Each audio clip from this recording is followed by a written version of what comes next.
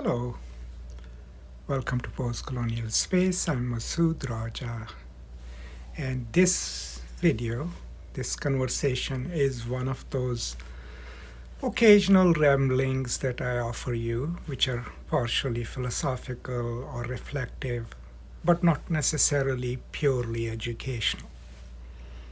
So if those things don't appeal to you, you can check out right now. But if you would like to hear me out, let's talk.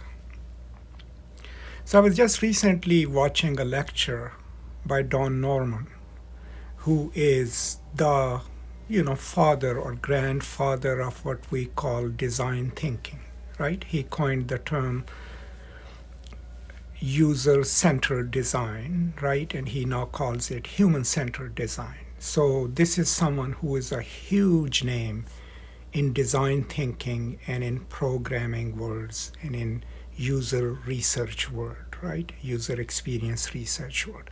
And I really love his ideas, and I'm currently reading his book, The Design of Everyday Things. I highly recommend it. I'll post a link in the description. And in his interview, or it was rather a webinar, he is asked about how can designers have more influence in a world which is controlled by, of course, those who own the mode of production. And one of his suggestions is, which I partially agree with, is that designers should try to move upwards and become part of the decision-making group. This is something that we always do in our faculty meetings too, right? That faculty should become part of the administration. And our idea is that somehow when they are in the positions of power, they'll make policies that will take into account the needs of the students and the faculty. That is what we believe, right? And I think that's exactly what Don Norman also is suggesting, that if more and more designers are in decision-making places in different companies, corporations, then they can impact the world, because they won't just be designing as someone wants them to, they will actually be trying to solve the problems, right? Because at the core of his argument is that design thinking of the world as a system, and within that smaller systems, and looking for underlying causes of symptomatic problems, right? Hunger and everything else, that the design teams or designers are better equipped to do that, because they are not specialists, right? But they are focused on the problem end of the question, because their motivation comes from the people that they are trying to serve, right? Whether it's for profit or just to make the world better. And I really loved that he, a senior scholar and practitioner of design, has made it a mission to argue for this. But here is my own understanding of this in the academy, but also in life. I think we can do that. We can rise up and maybe change the system from the top. But remember, in the process of rising up in any given organization or any given system, there are compromises that we make. We have to conform to the system so that we are not a threat to it, right? We have to learn to survive in it, right? In any given place, it takes 20 to 25 years to reach the executive positions.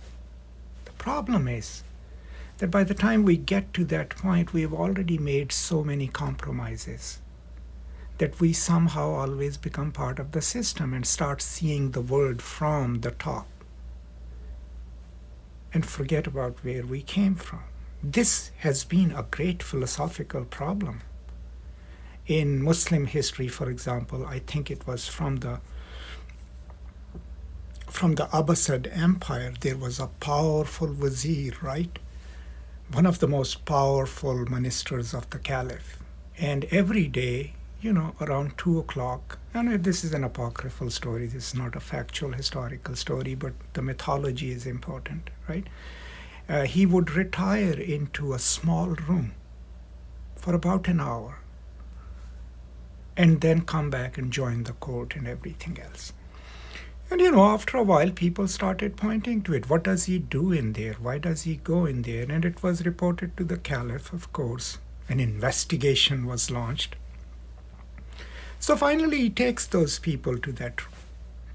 And there is nothing in there except for a few rags, which look like a costume, a tunic that someone might have worn, some really shabby looking sandals, and a few other things. And people asked him, what is this? And he's like, this is what I wore when I came to Baghdad. This was all I owned, material things. So every day when I'm dealing with power, right, I come back to this room once a day to remind myself that this is where I came from, right? Now, obviously, we all cannot have a room like that, right? But we should take 20, 30 minutes, wherever we are, in whatever powerful position we might be, to remember how we got here, who helped us, where were our loyalties when we started, who were our people, right? And maybe that would inculcate in us this habit, this self-reflection, which reminds us that when we made this decision to rise in this system, the purpose was to change the system, to make it fair, to make it egalitarian, to make it about saving the world, doing great things in the world, right? Because without that memory, without that reminder, chances are, as all systems do, the system, whichever it is, will incorporate you within its logic. So anecdotally, like the myth that I told you, the story is a good story to remember, but then create maybe a symbolic memory of where you came from, right? Or what your aspirations were when you were young, when you were starting, right? Another writer and practitioner who can help us think through this is Paulo Freire. Okay? What Freire teaches us that our actions in the world need to be connected in solidarity with other human beings, and not the human beings who have power, but those who are powerless, those who are silenced. And that if we remember that our project in life is to speak with the oppressed, right?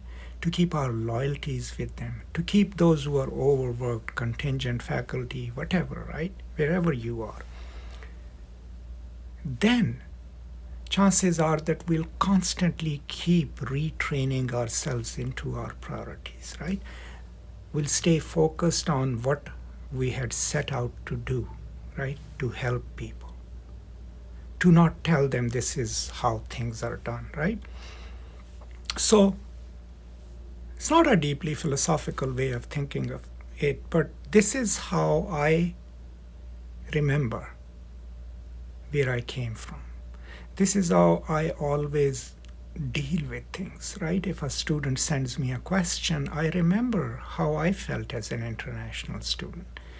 If someone from across the world sends me a message, I put myself in their shoes. And remember, this is part of design thinking. This is part of user experience research, empathy, cognitive empathy, putting yourself in the shoes of the other. Here is this person writing me an email all the way from northern Pakistan, asking me a question, right? Maybe anxious about the answer, not sure if I'll reply. So what is the least I can do is at least acknowledge that message, right? Write back. If I can help, offer my help. If I can give some guidance, give them some guidance. Or if I cannot help, at least acknowledge, thank you, right? But I cannot help much. Even that sometimes is enough. How do you remember that is by placing yourself empathetically into the shoes of this other person, and by remembering in your own life the moments when you had to seek help from others, right? If you are in a position of power, right? Most of us forget that. Most of us forget about the people. Most of us even forget those who helped us along the way, right? The purpose is to remember and create symbols and icons and living, breathing, memories of those instances. So to conclude, I absolutely love what Don Norman says in his Design for 21st Century. You can find the whole lecture on Interaction Design website. You might have to pay a little bit for it, but I'll post the link in the description. But overall, absolutely, I agree that designers in his case and academics in my case should try to reach positions of power in the administration where they are decision makers. But when they do that, they have to leave themselves signposts along the way.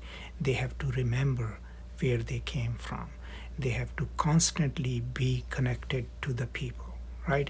And they have to constantly question themselves, am I becoming part of the system? And if they are, then they have to figure out ways of undoing that so that they can stay true to what they thought their mission was, right? These are some of my thoughts.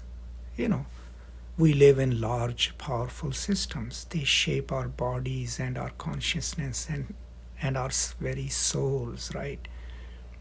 How do we remain human?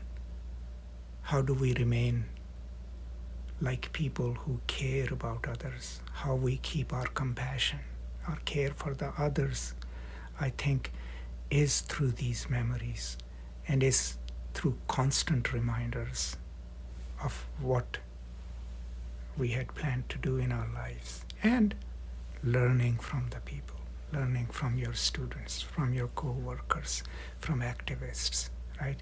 From thinkers everywhere in the world, constantly learning. I hope this was useful to you. Let me know in the comments what you think. I know it's not an educational conversation per se, but I think sometimes we all need these kind of conversations. I think we all need to think about these things, right? And this was one of those days for me.